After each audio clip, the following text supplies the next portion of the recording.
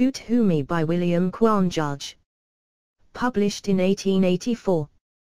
To the editor of the Religio-Philosophical Journal, a late issue of your valuable paper contains a letter alleged to be from Trebizond, in which the writer makes much of what he calls a plagiarism upon Mr. Kiddle by Koot Hoomi, citing a paragraph from a lecture by Mr. Kiddle, given August 15, 1880, while the extract from Koot Hoomi's letter is of date 1881.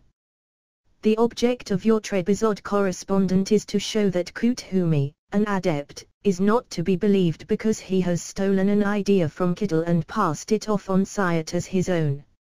It seems to me you devote much space to that idea, but it is given up to efforts to demolish a very common sentence, while no space is devoted to the other ideas put forth by Koot Hoomi. Perhaps your Trebizond gentleman can show that some other spiritualist has enunciated all those views of moral rewards and punishments, reincarnation, a future state, cycles, etc., which have been the property of the Buddhist from time immemorial, and which are handed out again by Koot Hoomi and other theosophists. But, of course, neither he nor you can do this, unless you first sweep away the testimony of centuries and the declarations of such men as R.H.Y.S. Davids and Max Muller. Now as to the plagiarism, 1. It is not proven that Mr. Kiddle was the first to use the form of words adverted to. 2. It is an idea which has been common property for a long time, and has been used, in nearly identical words by others before Kiddle. Can you or Mr. Kiddle claim that ideas rule the world is an expression original with the gentleman? Is the clause, it is just as impossible to resist their influx when the time comes as to stay the progress of the tide, also new with Kiddle? I think not. These very ideas and sentences I have used myself often before 1880 and have heard others use them.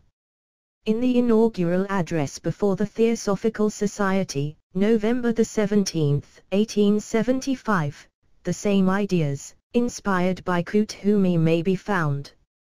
In July 1880, a circular was written and printed in India for distribution through the Theosophical Society.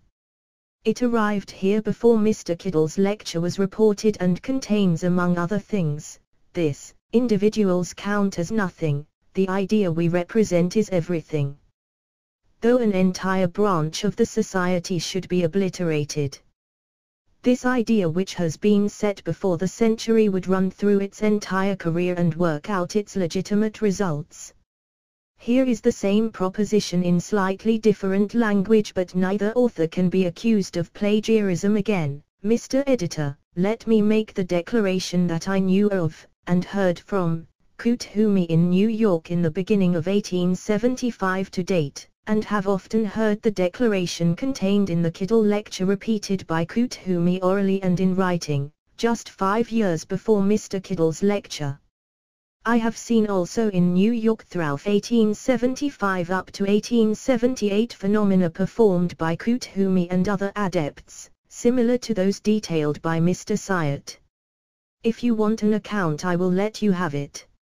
Finally, it may surprise you and Woomslambig, which I translate W.E. Coleman, to know that there are many persons in America who know of, and firmly believe in, both the existence and the honesty of Koot Hoomi.